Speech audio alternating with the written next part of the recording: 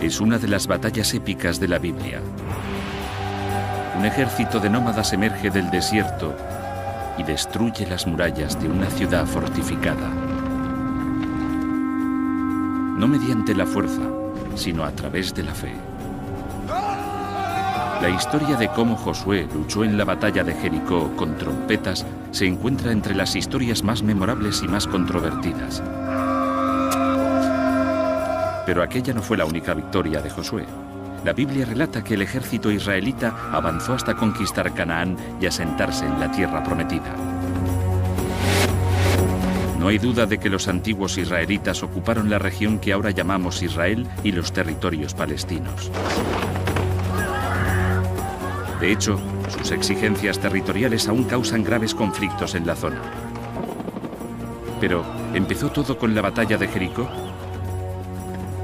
Para contestar a esa pregunta, recurriremos a algunas de las últimas investigaciones arqueológicas y científicas y llegaremos a una conclusión sorprendente.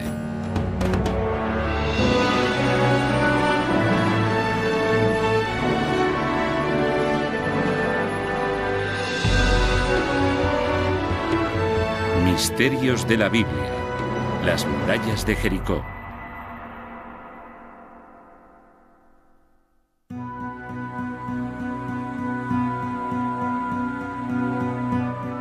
Oriente Próximo hace unos 3000 años.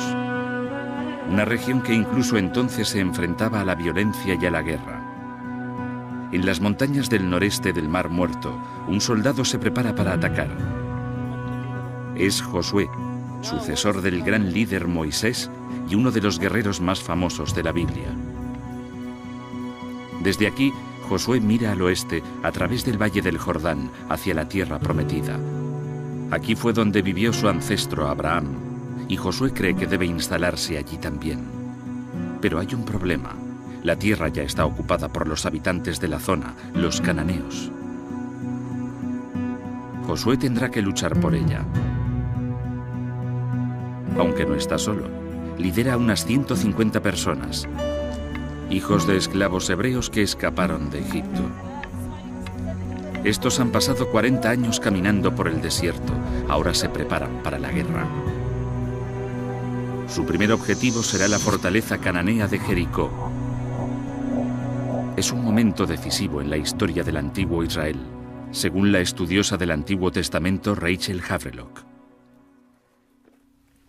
Es una historia sobre los comienzos, los orígenes de una nación, y en muchos sentidos es en realidad la historia del nacimiento del antiguo Israel.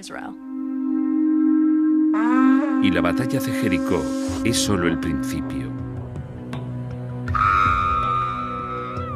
El principio de una guerra santa en la que Josué y los israelitas derrotan rápidamente a los cananeos y los matan. La historia es sorprendente y aún no ha acabado. La guerra de Josué continúa hoy en día. Por un lado están los palestinos, que dicen ser descendientes de los cananeos, y por otro los israelíes, que dicen ser descendientes de los israelitas. Y los dos siguen intentando recuperar la misma tierra, así que lo que pasó hace 3000 años sigue ocurriendo en la actualidad. Pero si Josué mató a los habitantes de Canaán y ocupó su tierra, debió de dejar pruebas.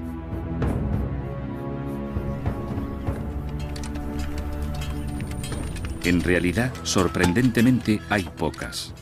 No se han encontrado pruebas arqueológicas que confirmen la existencia de Josué. Solo tenemos la Biblia y el libro que lleva el nombre de Josué, pero se escribió alrededor del año 500 a.C. Más o menos 1000 años después de que Josué llevara a cabo aquella conquista. A pesar de aquello, muy pocos estudiosos afirman que la historia sea una invención. Muchos creen que podría estar basada en hechos reales. Como en la mayoría de estas historias, hay un poco de verdad en el fondo, sobre la que se construye todo lo demás. Saber qué hay de verdad detrás de la conquista de Canaán por Josué se ha convertido en uno de los mayores misterios de la historia antigua. Y la búsqueda de la respuesta es una historia de detectives de proporciones épicas. Ha intrigado a los estudiosos durante décadas. y ha atraído a muchos de ellos hasta aquí, el enclave donde tuvo lugar la primera batalla de Josué. Este es el Jericó moderno, una ciudad oasis en medio del valle del Jordán. El arqueólogo Bill Dever es un experto en la historia de la zona.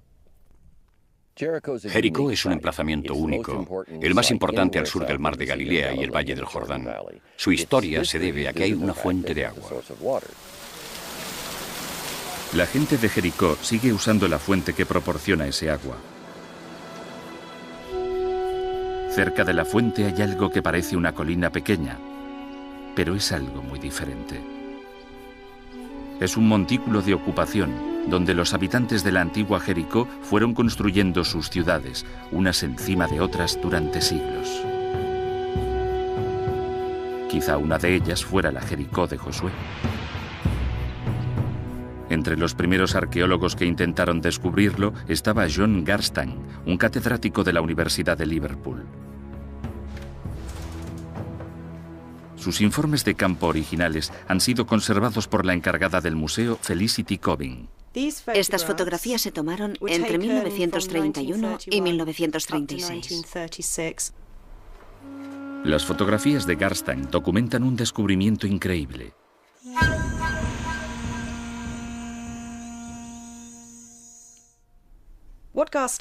Lo que descubrió Garstang, que según él creía estaba directamente relacionado con la historia bíblica de la conquista de Jericó por Josué, fueron dos fuertes muros defensivos paralelos en la cima de la colina de Jericó.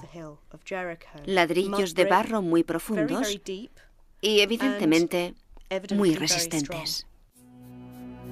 Usando fragmentos de cerámica como pruebas, Garstang puso fecha a estos muros de ladrillo. Año 1400 a.C., exactamente la época en la que la Biblia sugiere que tuvo lugar la batalla de Jericó. Es más, los escribas que copiaron la historia afirman que la ciudad que atacó Josué estaba muy fortificada. Y eso fue lo que encontró Garstang. Descubrió que los muros de ladrillo se habían construido sobre antiguas fortificaciones de piedra. Aquí se ve algo típico de un sistema de fortificación de mediados de la Edad del Bronce. Un muro de contención que ayudaba a sostener los lados del montículo. El muro tenía al menos 4,5 metros de altura. En lo alto había una primera pared de ladrillos. Después, una pendiente empinada cubierta con cal. Y finalmente, el muro de ladrillos principal de 2 metros de grosor y al menos 4,5 metros de altura.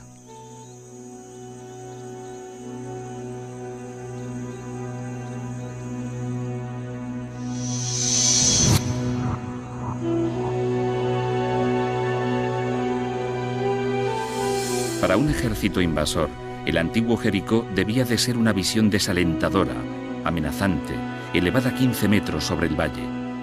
Parece que Garstang había descubierto aquí la ciudad que se describía en la Biblia. Garstang descubrió o pensó que había descubierto las auténticas murallas que había derribado Josué, y aquello era lo que daba titulares. Las pruebas arqueológicas sugieren que la historia no es solo un mito. Pero eso no es todo. En la Biblia también hay pistas. El libro de Josué contiene el relato creíble de una antigua batalla, según el arqueólogo e historiador militar Eric Klein. En cuanto a la historia, es totalmente plausible que Josué quisiera atacar Jericó. El hecho de que Jericó fuera un oasis lo convertía en un lugar extremadamente valioso, con provisiones de comida y bebida. Además, está de camino a las tierras altas centrales. Si quieres hacer esa ruta, tienes que atacar Jericó. No hay manera de evitarlo.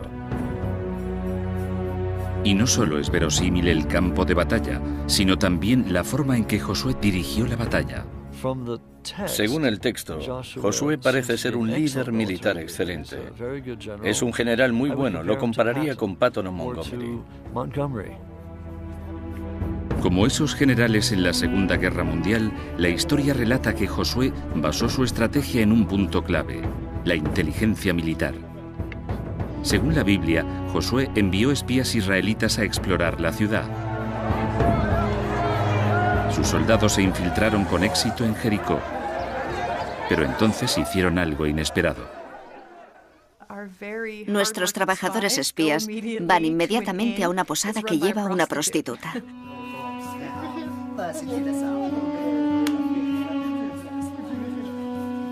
Puede que eso no sea tan extraño. Las inscripciones antiguas revelan que los burdeles eran las pensiones de la antigüedad. Eran el sitio ideal para mezclarse con la gente y para reunir información sobre el enemigo. ¿Quién mejor que una prostituta o chica de alterne?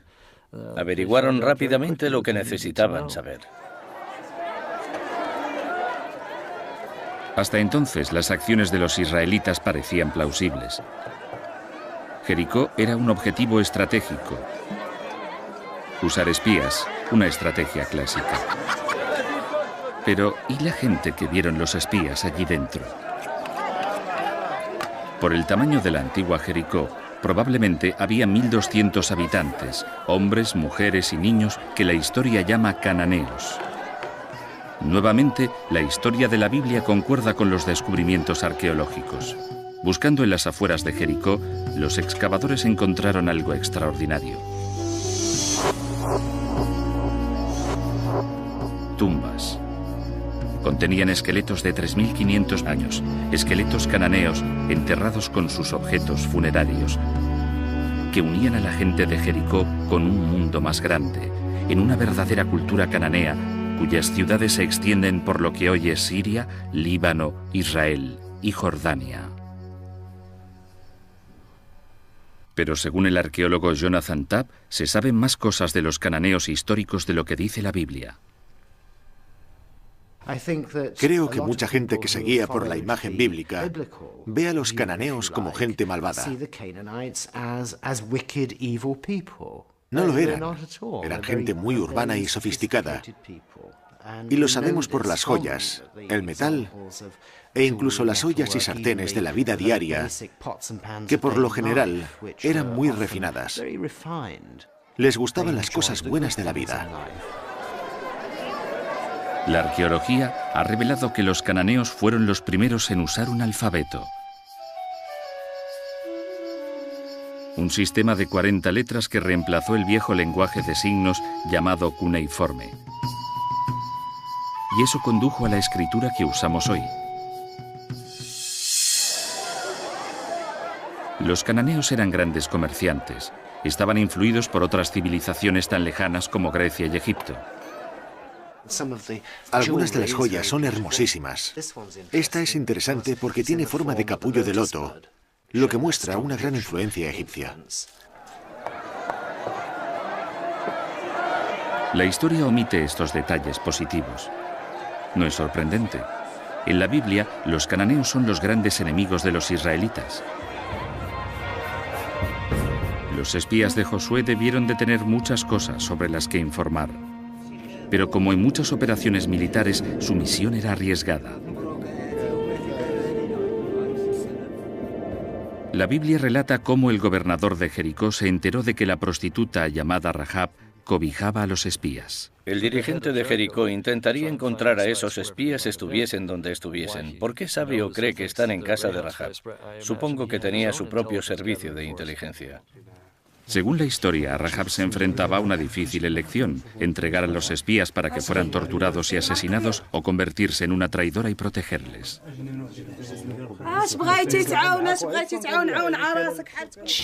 Les dijo a los espías que sabía que Israel conquistaría aquella tierra. Sabía que Dios les había prometido aquella tierra. Y Rahab se encargó de toda la situación. Escondió a los espías en sus reservas de cereales, en el tejado. Unos minutos después llegaron los soldados cananeos. Pero Rahab consiguió convencerles de que los espías ya se habían marchado. Y mandó a los soldados a buscarles.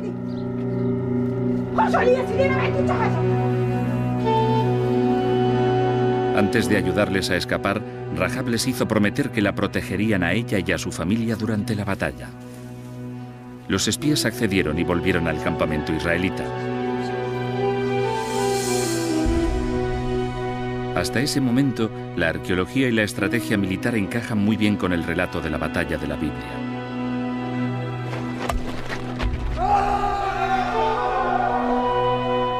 Pero la parte esencial de la historia la constituye el avance de Josué hacia Jericó y el uso de las trompetas para conquistar la ciudad.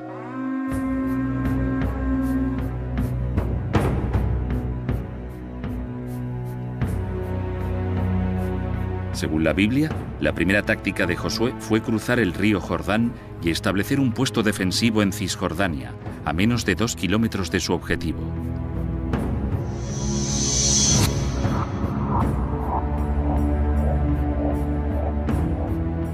Lo que hizo a continuación debió de sorprender a todo el mundo.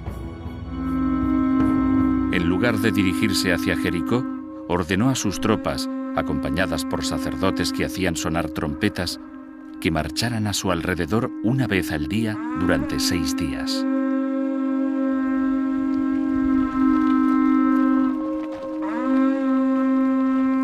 Es una táctica extraña.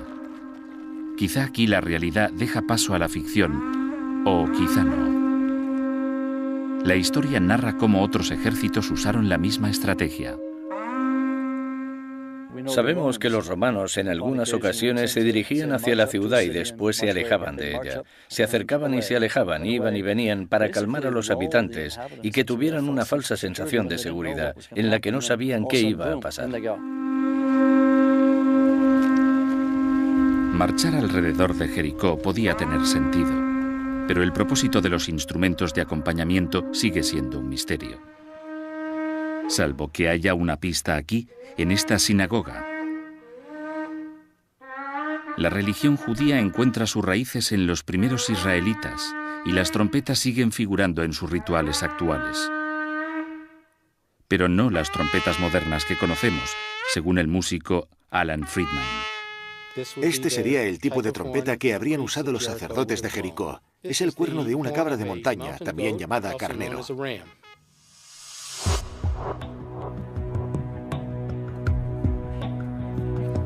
La trompeta de cuerno de carnero guarda especial interés para el especialista de sonido David Lubman. Es un experto en el papel del sonido en las religiones antiguas y está especialmente interesado en la historia de Josué. Hoy trabaja con Friedman en la dirección de un análisis de audio de la trompeta, con la esperanza de que arroje algo de luz sobre su papel en la batalla.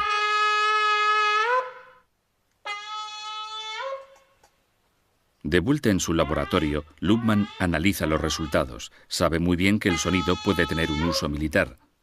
Durante la guerra de Vietnam, el ejército estadounidense reclutó a Lubman para construir una cámara de pruebas de sonido donde pudieran recrear niveles de sonido de alta intensidad. Una vez, un experimento salió mal. El cierre hermético de la cámara de pruebas falló. El sonido se escapó, con dramáticas consecuencias para uno de los técnicos del laboratorio.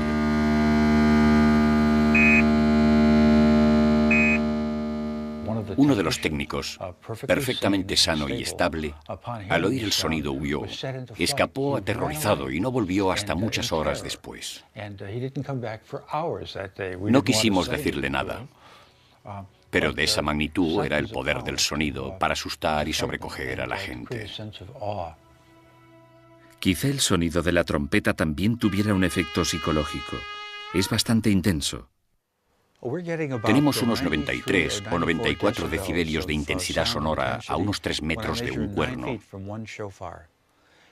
Si tuviésemos 7 cuernos, serían 93 más 8 decibelios y medio más fuerte.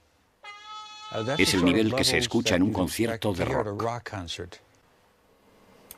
Podría ser que Josué hubiese usado la trompeta no como instrumento musical, sino como arma. Creo que el sonido juega un papel importante en el libro de Josué para crear una sensación de sorpresa y sobrecogimiento. Pero de acuerdo con la Biblia, Josué no solo se valió de las trompetas para crear sorpresa y sobrecogimiento. Un asedio así podía continuar durante años. Pero apenas una semana después del ataque de Josué, la batalla llegó a su punto álgido. El 7º día, los israelitas rodearon la ciudad, no una, sino 7 veces. Entonces los 40.000 soldados emitieron un ensordecedor grito de guerra. Pensemos en ello como alguien de dentro de Jericó. Llevamos una semana observando a esa gente y de repente empiezan a chillar.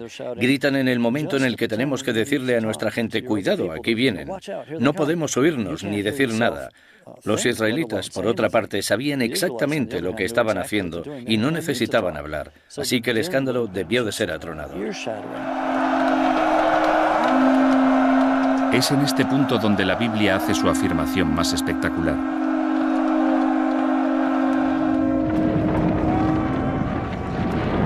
Ese escándalo, que iba en aumento, hizo que se derrumbaran los ladrillos de los muros de Jericó, lo que permitió a las tropas de Josué trepar por encima de los muros caídos para atacar a los soldados cananeos y para masacrar a todos los que había dentro.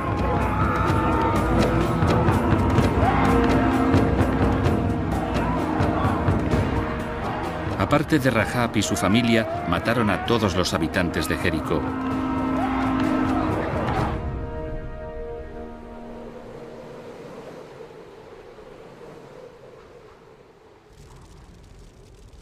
E incendiaron su poderosa ciudad.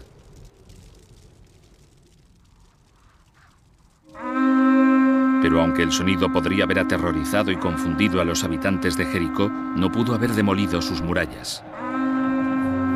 ¿O sí?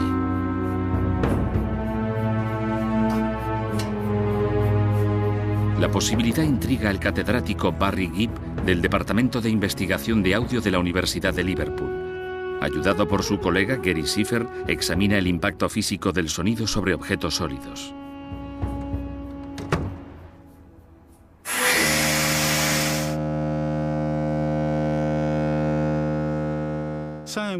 El sonido puede destruir estructuras. Si tomamos como premisa que el sonido es una presión es una fuerza y cualquier fuerza lo suficientemente grande mueve un cuerpo.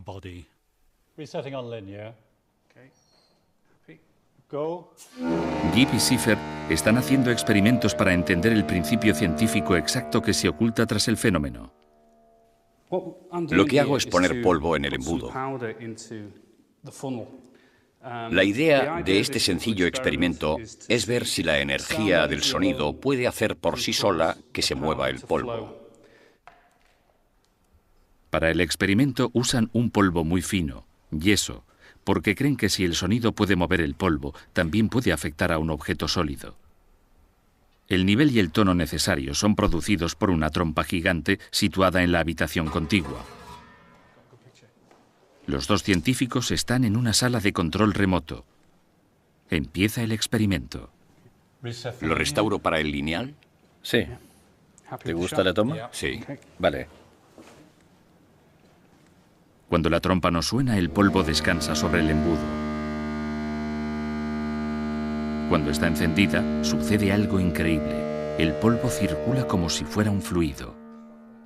Sigue siendo un misterio por qué sucede esto, pero el profesor Gibb cree que las ondas sonoras rompen los enlaces entre las partículas de polvo. El efecto es espectacular y sugiere la posibilidad de que un objeto sólido también se vea afectado. Esto es un ladrillo similar a los que debieron de usarse para construir los muros de Jericó. Ahora queremos reemplazar el polvo por el ladrillo y repetir la prueba. Se repite el experimento. Si el ladrillo se desintegra, podrá explicar lo que hizo que cayesen los muros de Jericó. Los niveles de sonido producidos en esta cámara de pruebas son mucho más altos que los de las trompetas de Josué. Si el ladrillo no responde aquí, es poco probable que hubiese sido dañado en Jericó.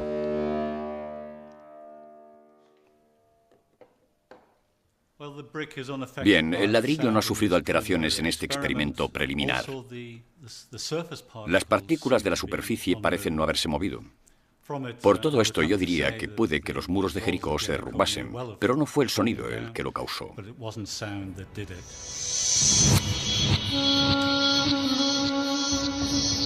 Claro que el hecho de que el ladrillo no se haya visto afectado por estas pruebas no significa que los muros de Jericó no cayeran, ni que la ciudad no se saqueara ni incendiara. Ni mucho menos. Tal y como revelaron las excavaciones de los años 30 de Garstang, los muros que Garstang pensó que estaban relacionados con la conquista de Josué mostraban claras señales de daños y destrucción, como se puede ver en algunas de sus fotografías. La arqueología también apoya otra de las afirmaciones de la Biblia, que Jericó fue incendiado. Probablemente lo más sensacional que descubrió fue la destrucción total a causa del fuego de las murallas y puertas de la ciudad, de las tiendas y las residencias, pruebas realmente dramáticas de aquella destrucción. Ahora está claro que el sonido de las trompetas por sí solo no podría haber causado tal devastación. Aún así, muchos de los detalles encajan. Los documentos arqueológicos parecen concordar notablemente con el destino de Jericó que se describe en la Biblia. Pero si las trompetas no derrumbaron los muros de Jericó, ¿qué lo hizo? Quizás haya una pista al principio de la historia.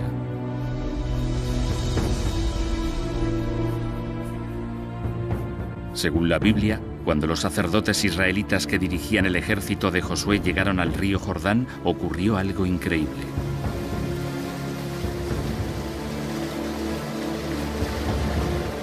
El nivel del agua descendió.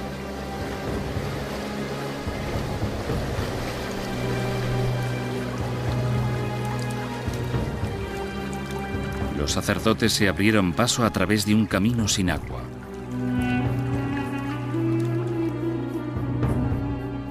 Fue un momento milagroso, pero no el único. El río Jordán también dejó de fluir en julio de 1927, y estas fotos de la época nos explican por qué.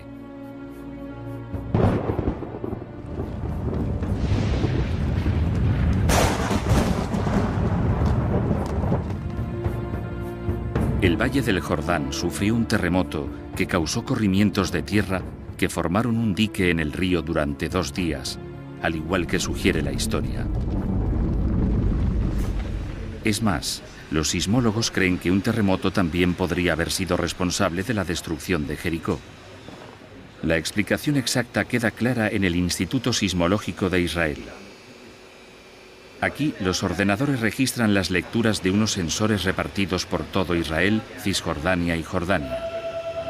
Vigilan una gran falla que corre a lo largo del Valle del Jordán, una falla que ha causado fracturas menores, una de las cuales discurre justo bajo el muro oriental del antiguo Jericó, haciéndolo especialmente vulnerable a la actividad sísmica. Y hay evidencias arqueológicas que sugieren que en la ciudad se dieron terremotos no una, sino muchas veces, como descubrió el arqueólogo John Garstan. Jericó sufrió terremotos importantes en más de una ocasión.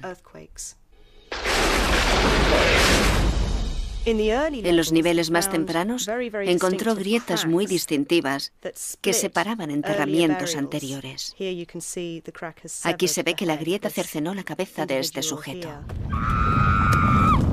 Pero si el daño de los muros de Jericó lo causó un terremoto en lugar del sonido, ¿dónde deja eso a Josué y a su ejército?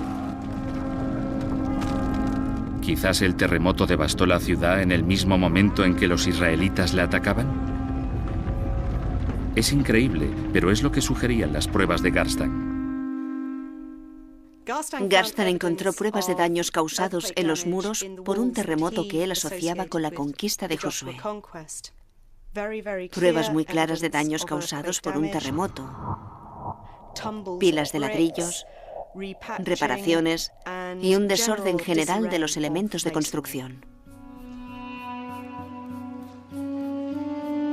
Los descubrimientos de Garstan parecen confirmar casi todos los detalles del relato bíblico. Parece que Josué conquistó Canaán tal y como dice la historia. Pero hay un problema. En los años 50, otra arqueóloga británica siguió a Garstan hasta Jericó, y fue entonces cuando empezaron los problemas. Dicha arqueóloga era la renombrada experta Kathleen Kenyon. Se interesó por Jericó cuando John Garstan le pidió que examinara sus descubrimientos. En 1952, Kenyon inició su propia excavación épica. Kathleen Kenyon pudo examinar al detalle las fases tan complejas de la ocupación de Jericó. Pudo ver muchas cosas que se le habían escapado a Garstang. Lo que Garstang había pasado por alto eran pruebas importantísimas que contradecían su fecha de la destrucción de Jericó. En lugar de caer en el año 1400 a.C., como creía Garstang, Kenyon concluyó que los muros se habían derrumbado 150 años antes, en el año 1550 a.C. Si ella tenía razón, Jericó ya estaba en ruinas mucho antes de que Josué pudiera salir de Egipto. Un terremoto pudo destrozar sus muros, pero no coincidía con el ataque de Josué, como Garstang había pensado. Y ese no es el único problema al que se enfrenta la versión tradicional de la heroica conquista de Josué. Si los israelitas hubieran llegado a Jericó en el año 1400 a.C., las excavaciones de Kenyon se habrían encontrado con una ciudad muy diferente a la descrita en la Biblia.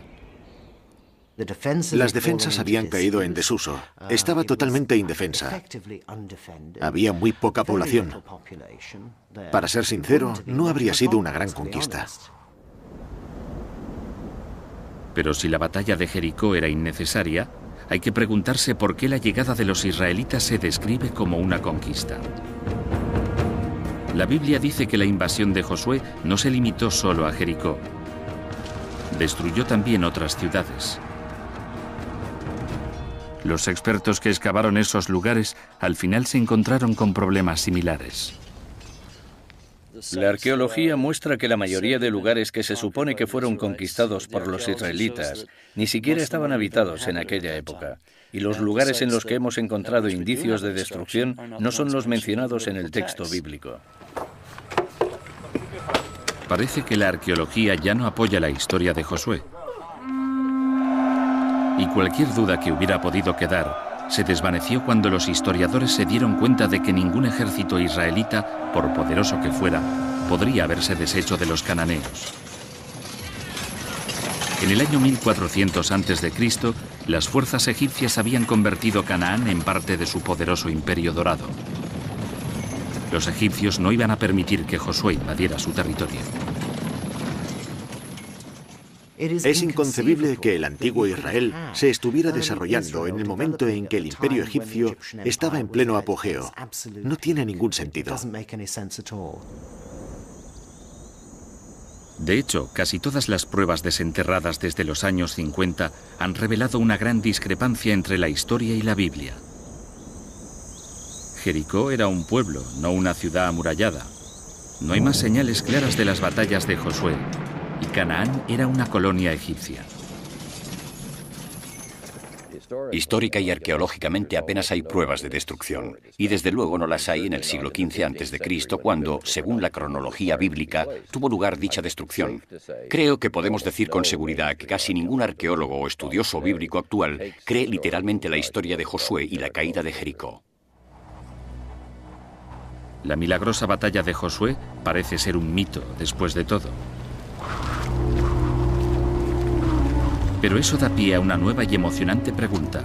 Si los israelitas no invadieron Canaán, ¿cómo llegaron allí? Para contestar a esta pregunta, necesitamos un punto de referencia, la primera fecha que con seguridad evidencia que los israelitas se encontraban en Canaán. Solo así podemos reconstruir lo que realmente ocurrió. Ese punto de referencia nos lo proporciona un interesante descubrimiento hecho en Egipto. Esta es la estela de Merentá, el documento de una campaña militar egipcia en Canaán dirigida por Merentá, hijo del faraón Ramsés II. La estela de Merentá, también conocida como la estela de Israel, es la primera mención de Israel fuera de la Biblia. Creemos que data más o menos del año 1207 a.C. Si los israelitas vivían en Canaán en el año 1207 a.C., la conquista de Josué, de haber tenido lugar, debió de haber empezado algún tiempo antes. La pregunta es, ¿cuándo? No hemos encontrado pruebas de una conquista en el año 1400 a.C., la fecha tradicional. Sin embargo, hay pruebas significativas unos 150 años después. Si avanzamos un siglo y medio, más o menos, llegamos a un muy buen momento en la historia, durante el cual es mucho más factible y las pruebas arqueológicas pueden apoyarlo más. Las pruebas arqueológicas de alrededor del año 1250 a.C. son sorprendentes. Revelan un mundo cananeo que se vino abajo, a menudo en medio de fuego y destrucción. Al principio, los descubrimientos apoyaban la idea de que la conquista de Canaán había tenido lugar tal y como narra la historia, pero en una fecha diferente. Esas esperanzas pronto se desvanecieron cuando otras excavaciones en el resto del Mediterráneo oriental revelaron algo completamente inesperado. Fuera lo que destrozó la sociedad cananea, también golpeó a todas las civilizaciones de la región. Y estaba ocurriendo algo más, algo mucho más dramático.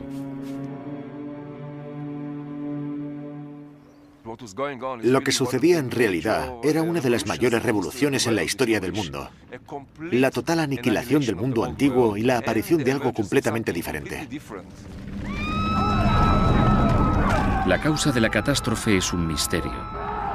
Pero una nueva idea muy controvertida que la explica puede revelar también cómo tuvo lugar la conquista de Canaán en realidad.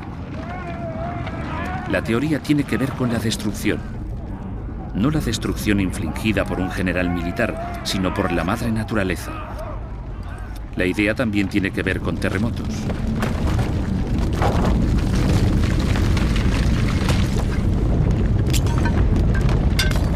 Pero con una gran diferencia respecto a los temblores que habían destruido las murallas de Jericó 300 años antes. Esta actividad sísmica afectó a todo el Mediterráneo oriental.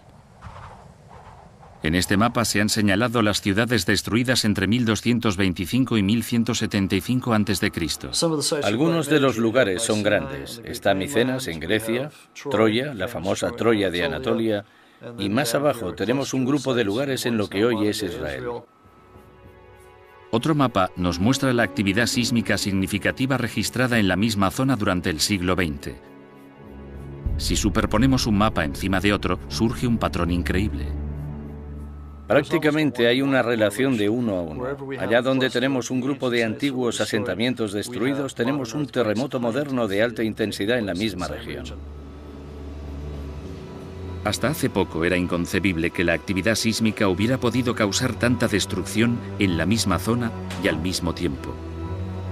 Pero ahora puede explicarse a través de un fenómeno sísmico llamado tormenta de terremotos. Durante el último siglo, los estudiosos que observaron la actividad sísmica en Turquía se dieron cuenta de que los terremotos avanzaban por la falla de Anatolia Norte. Solo durante los últimos 4 años, los temblores han causado 18.000 muertes y han dejado sin hogar a innumerables personas. Parece que si no hay un terremoto grande que libere toda la tensión de la falla inmediatamente, a veces hay un terremoto más pequeño que libera la tensión en una parte de la falla y pone presión en el siguiente segmento, que al final se deshará de ella, y así hay un alivio de la tensión a lo largo de la falla.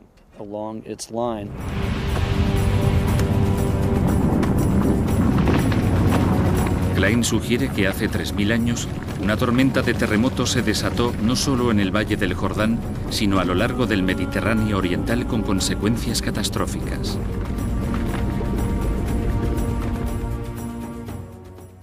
Creo que las rutas comerciales se cortaron. Al final iba a llegar una rebelión interna cuando la gente tuviera hambre y se acabaría con una caída del sistema en la que todo fracasaría. Y fue la catastrófica caída del viejo orden mundial, incluida la civilización cananea, lo que explicaría cómo se asentaron en Canaán los primeros israelitas. No mediante la conquista, sino gracias a un simple oportunismo. Era una época en la que podían aparecer nuevos grupos, establecerse tanto ellos como los israelitas, y aquella gente a la que llamamos israelitas o protoisraelitas se aprovechó de la agitación para entrar en zonas que no estaban densamente pobladas. Esto se aleja mucho del relato de la Biblia. Pero si Josué y los israelitas entraron en la tierra prometida, así, por infiltración más que por conquista, en los documentos arqueológicos tendrían que aparecer señales delatoras de un nuevo pueblo. Al principio no había tales pruebas. Durante los años 80, unos arqueólogos que excavaban las tierras altas de Israel y Cisjordania empezaron a encontrar lo que buscaban. Restos de cientos de pequeñas comunidades granjeras muy distintas a los edificios cananeos conocidos.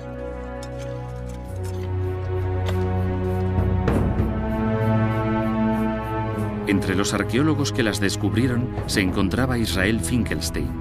Nos llevó al pueblo de Isbet Sarta, 8 kilómetros al nordeste de Tel Aviv. Un pequeño yacimiento que había excavado por primera vez hacía 25 años. El yacimiento está cubierto de vegetación, pero aún se pueden ver algunos de los edificios. En particular, la silueta de un nuevo tipo de vivienda, una granja de 4 habitaciones totalmente diferente a la arquitectura cananea. El edificio está aquí. Tiene un patio central en el medio y 2 pasillos a los lados.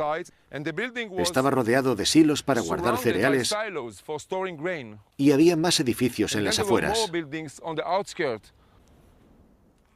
Las pruebas que sugieren la idea de que los nuevos habitantes eran israelitas y no cananeos se encuentran en su dieta.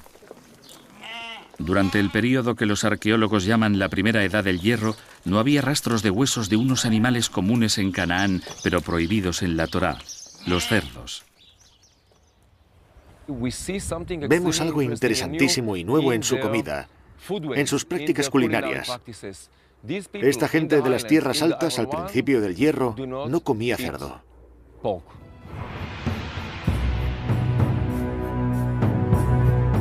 Esta idea de un asentamiento pacífico en Canaán ha sustituido la creencia de que los israelitas llegaron a Canaán tras una conquista militar. Pero como consecuencia de esta conclusión, los arqueólogos empezaron a ponderar una situación nueva y aún más notable. ¿Y si en realidad los antiguos israelitas no hubiesen llegado nunca a Canaán? ¿Y si siempre hubiesen vivido allí? Excavaciones posteriores en 4 habitaciones de las granjas sugieren que esta posibilidad es plausible. Existen diferencias entre esta nueva cultura y la de los cananeos. Pero también hay similitudes sorprendentes. Cuando los arqueólogos empezaron a comparar la cerámica de los granjeros de las tierras altas con la de la vieja población cananea, descubrieron algo asombroso.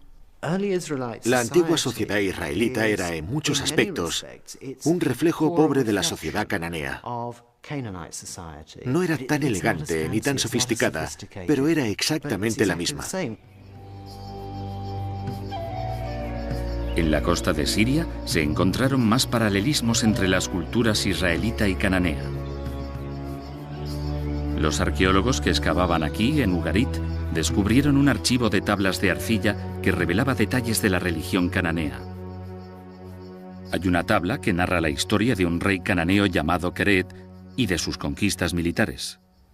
Uno de sus métodos para hacerse con una ciudad fue caminar a su alrededor y hacer sonar sus trompetas. Y sorpresa, las paredes se vinieron abajo. Todos estos paralelismos apuntan a una nueva teoría radical que dice que los cananeos y los israelitas no solo eran similares, eran idénticos. Es una idea controvertida, pero parece apoyada por los descubrimientos de las pruebas genéticas.